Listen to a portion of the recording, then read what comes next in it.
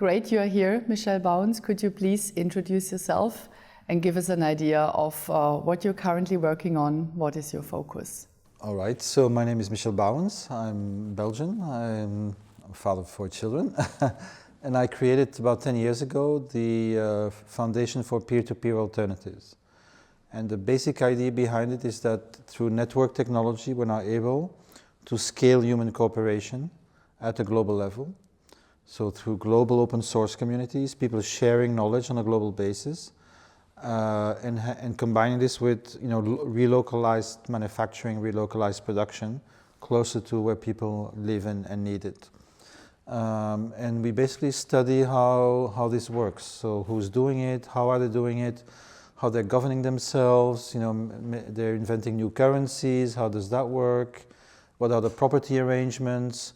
And the aim is to create a world that creates abundance, so immaterial resources as abundant, so don't make them artificially scarce. And things that are scarce, natural resources, have to be managed in that way. So we have to recognize planetary boundaries and material limits. And so how can we develop modes of production, modes of value creation and value distribution that actually embody this immediately, and not what we do today is we extract value from people and nature and then we try to balance it out after. And that system, after 400 years, it's done with. It's no longer working, it's destroying our planet, and it's creating too much inequality and all the social tensions that come with it. So we need to change. Okay, so we are already digging right into it, because that's what we also would like to talk about, like changing the game and about transformation. But before getting into detail, what's your understanding, your ideas, your feeling about transformation? What do you understand? Yes, so the basic idea is that, to compare with today, today we think value is created in the market. Every other form of value is ignored. And then that market value, in the best of cases, is redistributed. We think value is created by everyone. Every citizen is productive. You are productive when you bring up your children. You're productive when you make your community more alive and more dynamic. And so we want to move from an idea of labor as a commodity, so labor as a market good, which is basically saying our bodies are for sale or for rent, to a system of contribution. So people have their passionate engagements. They want to do something good for the people around them. And so we create communities around these common goals, common objects. We create shared resources. And then we think about, well, how do we best interact with the market and the state as commoners, creating that common value? So it's basically about recognizing every form of contribution, social contribution. And ecologically, it's about, how can we use our resources responsibly? So we have to lighten our, sorry for the difficult words, thermodynamic load on the planet. So matter and energy. And the best way to do that is by mutualization. So that's what the commons is about. Peer-to-peer, we create commons. And commons are shared resources that are managed by their stakeholder communities according to their own rules and norms. So it's not the state, it's not the market, even though they interact with it. Why is this interesting? Because if you have a non-profit car sharing agreement, you can have 100 cars for 1,000 people. Instead of in a private way, where you have 95% of the time the cars are idle. And so you're basically using only 1/5 of matter and energy for the same service. So we're not talking about like making people belt tightening. No, we are talking about having the same services in a much more relational way, much more humanly rich way, because we are governing these resources ourselves. But at the same time preserving our natural environment for the next generations and for all other beings on the planet. So you have already touched upon many systemic things we are currently facing. So when we talk about transformation, we would like to answer you some specific question on different levels of transformation. So let's start with the systemic one. How would you describe in a nutshell the system we are currently living in? Yeah. and what its problem is. Okay, so now we have to simplify it, of course. We have market, capital, we have the state, and we have the nation. Yeah, the nation is what's left of community after capitalism has destroyed local community, because we used to live in very tight local communities, and that has been disbanded.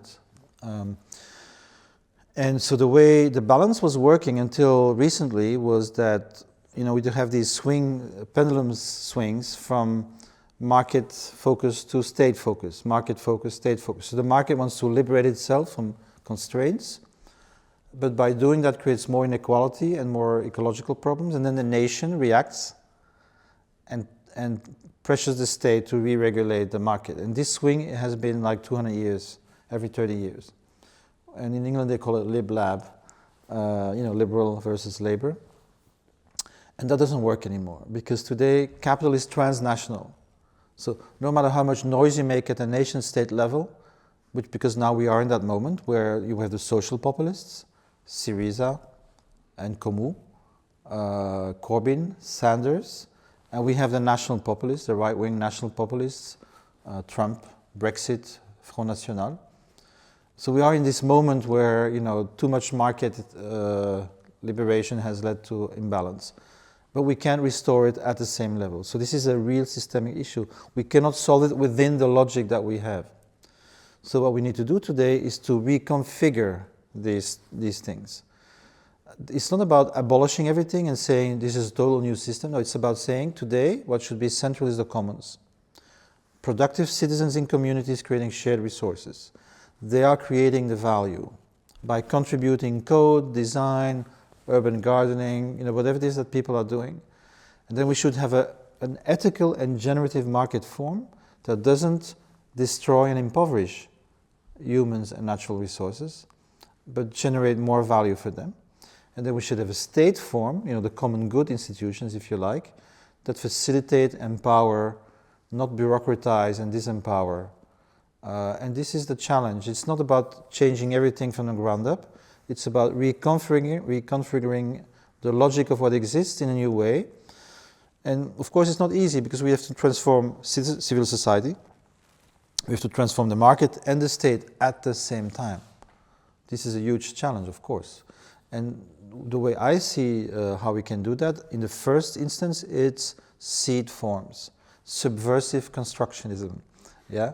So we're not in a period where it's enough just to demand and fight and resist. No, we have to propose. And to propose, we actually have to do it ourselves. So we need a very strong prefigurative action. And that probably brings you to the next question, because that's also internal, right? It's not just about saying, let's change the outer world. We also need to change both individually, internally, in our capacity to relate to each other, and in our capacity to create fields of cooperation. You know, like when you're in a group, it's not just you and my relationship with you. It's also something that exists because we're together, and that we cannot reduce to just you and me interacting. There is a capacity there, and you have good groups and bad groups. And how do you do that? So we're still going to dig a bit deeper there. So, like, maybe to stay a little bit on the systemic level still. So you already like started to answering the next question, which would be like, so in which way, you said transformation should take place, but where is it already like taking place? Where do you see it? And which of these changes, or the crumbling of the old system, where do you see like makes it hopeful for you, or where do you see challenges there? Is a change happening, but it's not might not even be for the good? So I'm surprisingly, I'm quite optimistic, because I see so much change happening at the grassroots level. And I just did a study confirming this. I had the intuition, but now I can say with more confidence that this is actually happening. So we were asked by the city of Ghent, which is a progressive city in the north of Flanders, with a long history of grassroots traditions. It was a medieval commune managed by the guilds. It was a Calvinistic republic fighting against the Catholic emperor. It was the birth of the labor movement in Belgium with the textile workers. So it has a special, so it's not run-of-the-mill, I admit. But anyway, so in this city, we saw that there were 50 urban commons projects in 2006, but 500 in 2016. And actually what we discovered was that every provisioning system, so every human need can today, if you want, be fulfilled in another way. So you can choose the public way, public housing, social housing, which has dramatically declined in the neoliberal period, so it's not so much available. You can do private housing, which has become unaffordable for 2/3 of young people today. So there's a loss of 2/3 of the amount of people able to buy a house when they're young. But you can also say, okay, I'll join your community land trust, I'll join a housing co-op, and I'll do co-housing. So the bricks, the houses, and the service in the house can be mutualized today in Ghent. You can do that for food. 10% of the food provisioning is already being done by community support agriculture, urban-based gardening, and different collective purchasing groups. You can do that for mobility. There's a non-profit car sharing project. There's even an electric car sharing project. So wherever you look, you can see that citizens are already reorganizing the basic way in which they look at production. And it's entirely different. There's no more producers and consumers. They are creating ecosystems. Yeah. So a group of consumers connects with a group of ecological farmers and say, okay, how can we work together? We want food, you need a stable income. How can we do this? Not like, how can I sell you more and more? Or how can I buy it as cheaply as possible, right? So it's from this kind of individualistic or collective egoistic point of view to a common good point of view. Like, we need food for sure. How can we do this in the best way so that everybody profits from it? Or benefit, I should say. Everybody benefits from it. We would like to ask you a personal question that touches down on your own practice as an activist, because you seem to have been able to really establish a more or less sustainable style of creating your own activism, having your family life, doing research and all of that.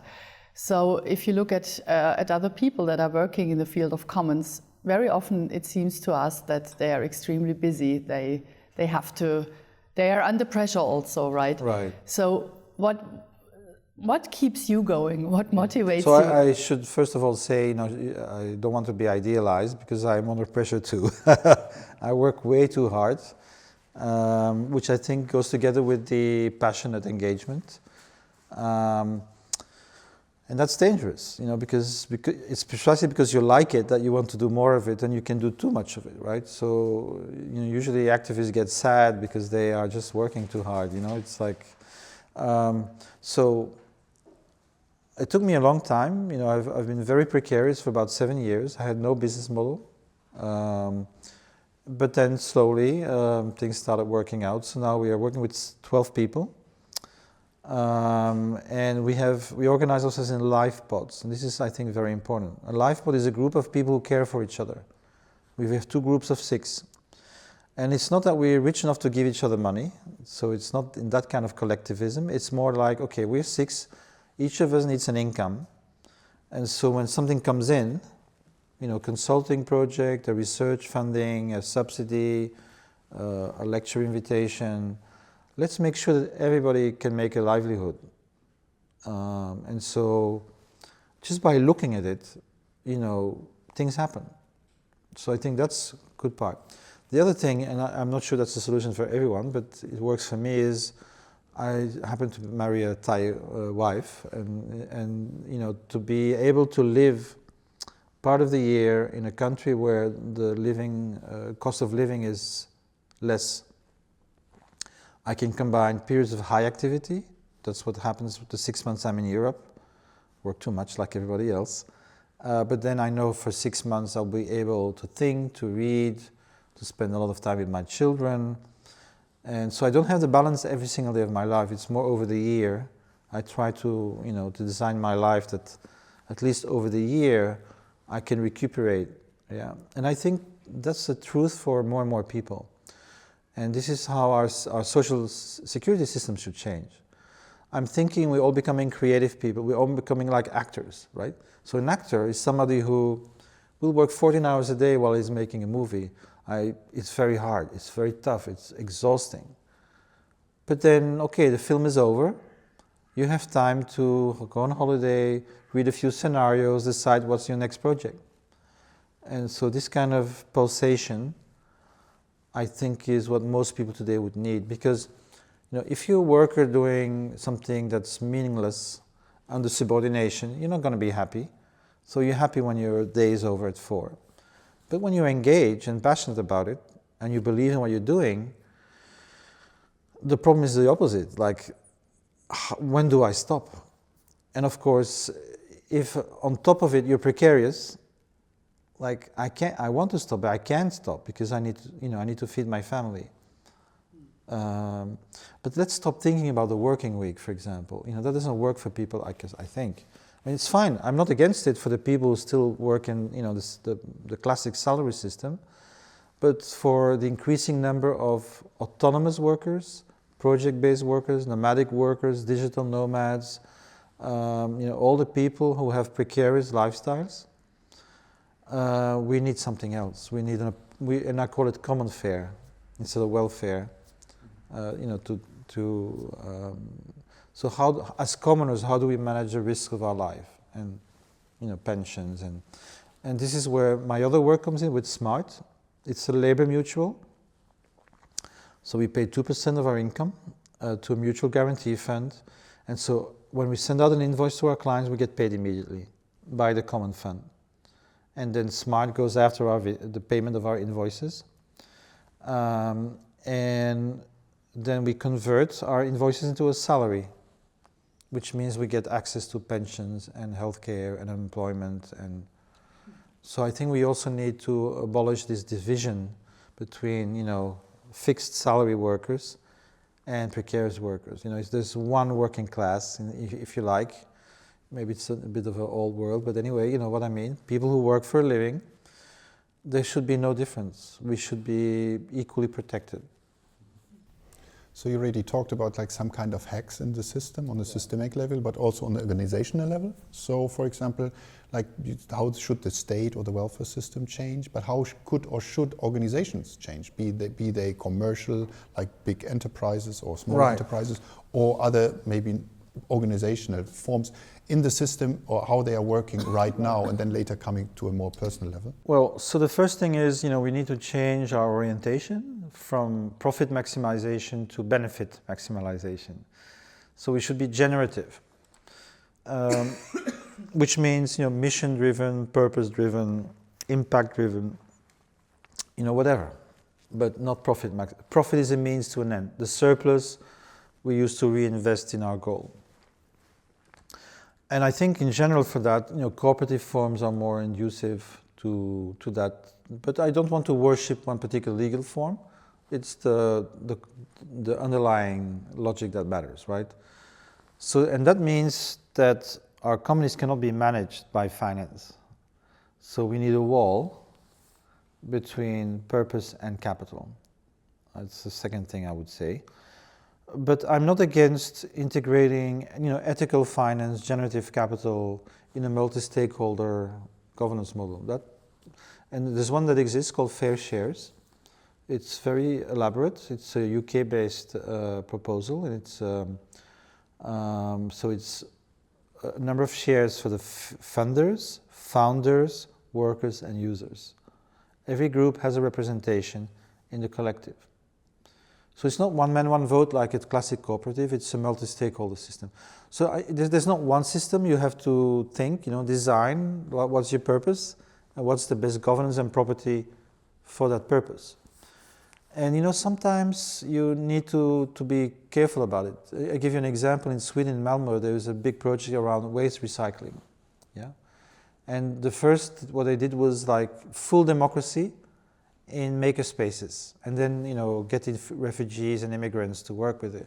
They didn't come because the people in the maker spaces are all people with white skin and highly educated, and they have a high social capital, but these other people didn't, and so they felt didn't feel at ease. So they change into a multi-stakeholder system where the NGOs and the refugee organizations have a stake in the collective governance, and suddenly then they come.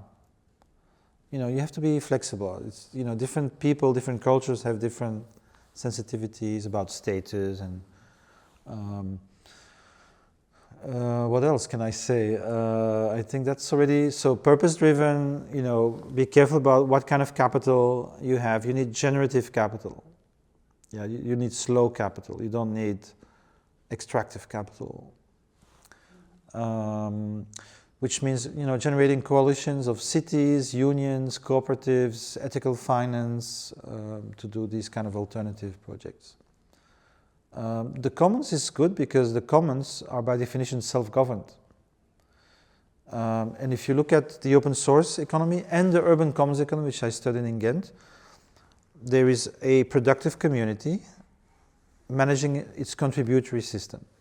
So usually, if you look at open source, you have maintainers, people who protect the quality of the work but don't tell anybody what to do. Yeah. Then you have infrastructural organizations behind it. So the Wikipedia has the Wikimedia Foundation. Linux has the Linux Foundation. And the urban commons that I studied had these same type of organizations behind them. And then you have generative companies that emerge out of these commons to create livelihoods. And so these three have to be somehow integrated in an ecosystem. Yeah, they are to remain separate. It's like church and state. It's better you don't mix them. So you have one open source community, but it's open to all entrepreneurs. Yeah, but you can have rules, reciprocity-based rules, but it has to be open. Everybody can benefit from these commons. So it shouldn't be one thing. It should be one commons and many, many, many entities working together on the basis of these commons and creating surplus value for these commons, right? And then you have a managing organization which should be democratic, making sure that the ecosystem keeps working over time. Mm-hmm. Can I maybe ask you a question about the commons, because you seem to be very advanced in your research and in your own understanding of the commons. If you look here at Germany, it seems that this whole notion of the commons is something that is very vague for people. Yeah. It's something they can hardly grasp. Also, we do not really have a proper term to fully translate what you call commons in German. There is a term that is, from long time ago, I would say, and that has no meaning for most of the people nowadays. So my question to you is, as a commons advocate, where to start with explaining people about the commons and that they have a natural right to the commons, and also reaching out to the local administration to let them know that they basically have to start with the commons if they really want to build sustainable structure. You know, it's always good if you can to start from, you know, their own experience. And of course, the difficulty we have in the West is that capitalism has abolished most of the commons. You know, in the legal Napoleonic, how do you call it, the civil law, there's no commons. They just totally ignore it. It's private or public. So in our consciousness, the commons has completely disappeared. Because before capitalism, you know, we had class societies, but actually most of the people were connected to their means of production. Farmers had their land, the land of the Lord, and the land of the commons. Guilds had their own machinery, right? And that has changed. So everything that was mutual has been demutualized. So it's normal that people don't realize that what the commons are. They have no experience. But there are leftovers, and you'd be surprised sometimes. So I don't know the German situation, but in France, they have the association, l'Association des sections communaux, and you will see that there are forests in the Pyrenees and rivers, and there's 100,000 members. They're still there. 1/3 of the land in Galicia is still a common. So the first thing to do is cartography. You know, what are the traditional commons? And you know, just talk about it and educate and write articles and, you know, just recreate that consciousness, that awareness.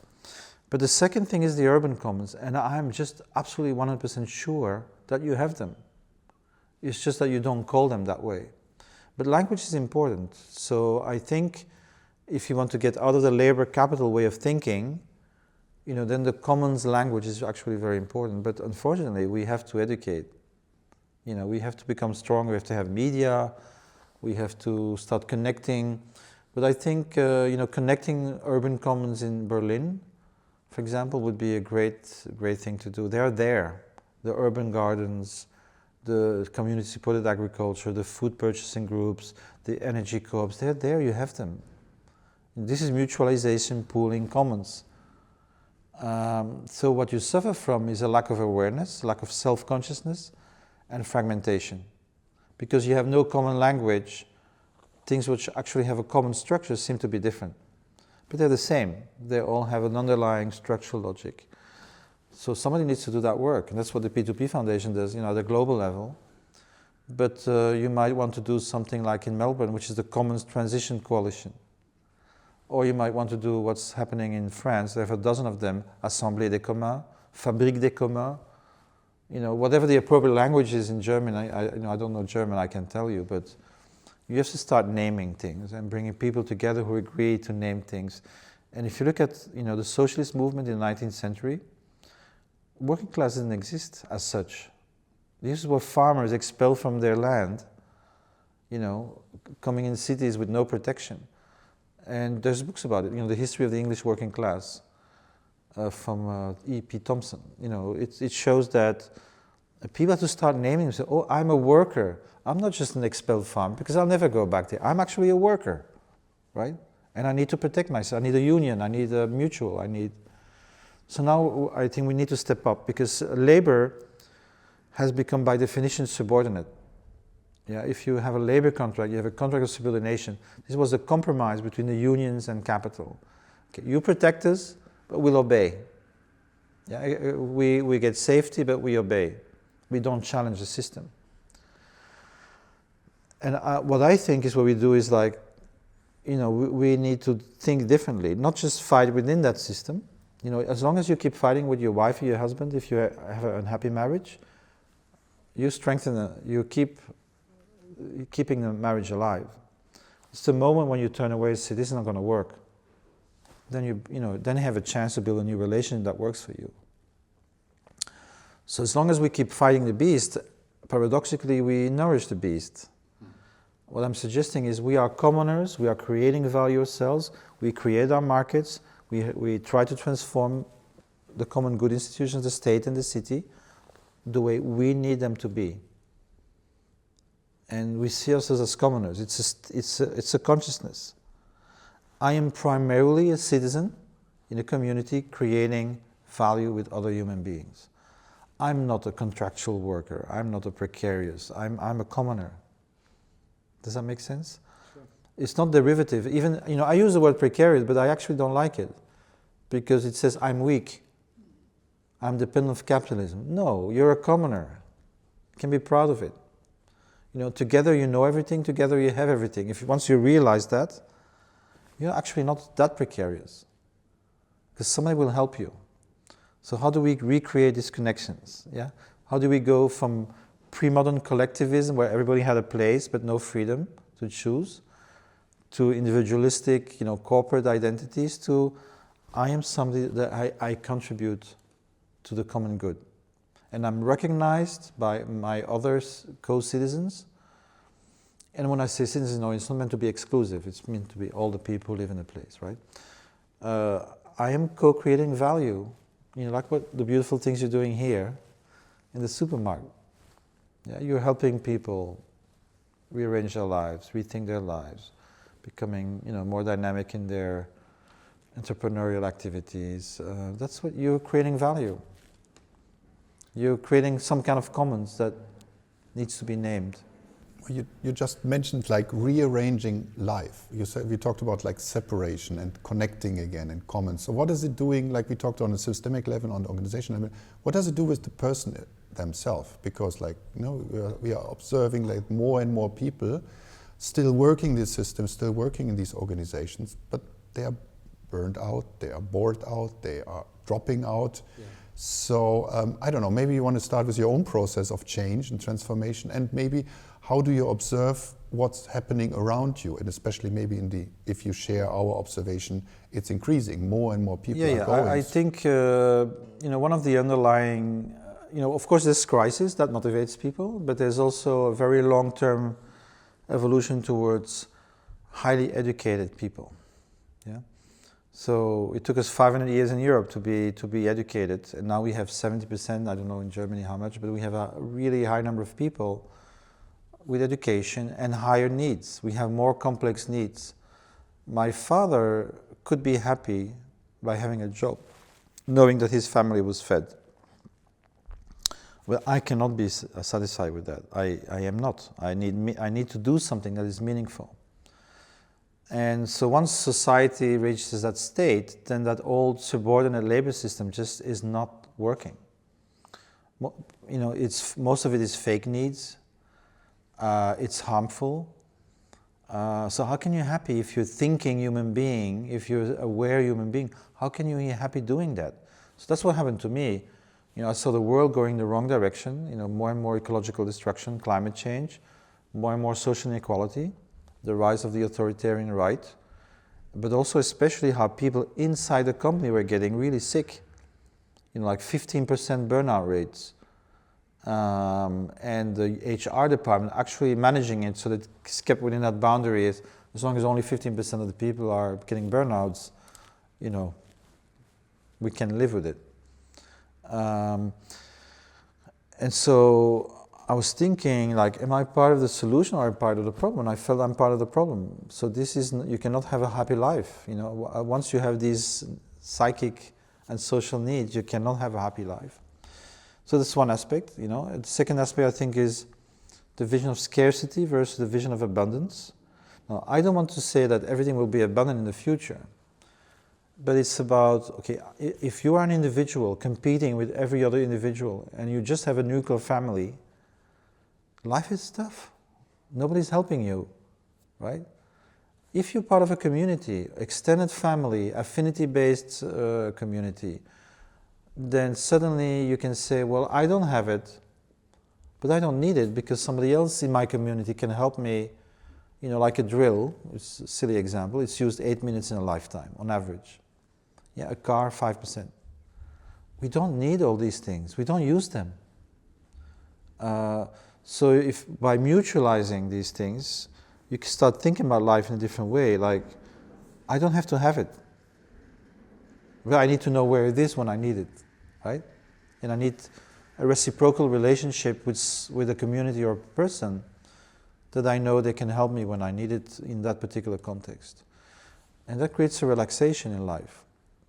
And that's what enclosure does with the commons. Like, if you live as a medieval farmer and there's no fences, if you don't have it, somebody in your extended family will have it. I lived this in Thailand. My Thai wife, when we were precarious, food was coming in, so I didn't feel good about it, but, I wasn't starving. I knew that this was a backup system for me, right? And I think we need to recreate it in a different way from before, but we need to recreate this tissue of relationships. And I think the people will survive in the hard times that come, because I'm not an utopian. The resource scarcities will be real. Then we need to think about this. Okay, how do we mutualize? How do we diminish our footprint? How can we still keep the services, but at a much lower matter energy cost for the planet? And this requires pooling, communifying, mutualization, community. I would start thinking that way, like, where will I get my food? Where will we get the energy? But alone, unless you're rich, you can't do it. So it's collective. Like, where will we get our food? And join a collective purchasing group. Where will I get my lodging? Why join a co-op? This kind of... Mm-hmm. Yeah, that was already like the next question. So where to go next? Like, what to do now? How to collaborate? How to bring it into politics? Or to do without politics, not just by doing it. Or like, so what would be the next steps? More Well, I do think we need politics, and the example I like to use, and maybe it's a wrong example because you will correct me, but I feel the way the Energiewende happened in Germany is a good example. So the first moment was one place, one village wanted to do a co-op, and they couldn't, and they fought for 5 to 10 years to actually have the right to the energy co-op. So politics matters. They had to fight, I can't remember what level, but there's a story about this, right? Then they won, and then you had, 200-300 co-ops in the whole of Germany. This was only 2 or 3% of the country, of the production. Then you have a crisis moment, right? Fukushima and the Greens in the government, and they make a regulation, the feed-in tariff, that allow a minority model to become mainstream. Because this is important, the law is not made for us. There's many things you cannot do because it's all aimed at creating artificial scarcity. And I have a friend, General Orsi, from the Sustainable Economics Law Center. One day she said, it's illegal to collect rainwater. It's illegal to dry your clothes in the sun. It's illegal to put a garden in front of your house. And she gave a whole list of these things. Like, what, really? Yes, counties in the US do that, and we have the similar rules in Europe. Because it's a vision of individualism, yeah? And a vision of dependency. And a vision of dependency. So, but how to break this, or how Start on your own. Don't think you have to do everything by yourself. The thing is, like, there's a whole society changing. So do whatever is where you feel your energy and passion for, where you have skills, but connect with the others doing the other parts, right? So we can't change everything on our own, but choose the piece of the puzzle where you have a maximum contributory capacity, and that also gives you a maximum amount of happiness doing it. If we all do it, society will be changed. Sounds like a perfect finishing word. For me, it's a perfect If we all do it. Thanks so much, Michel. Yeah.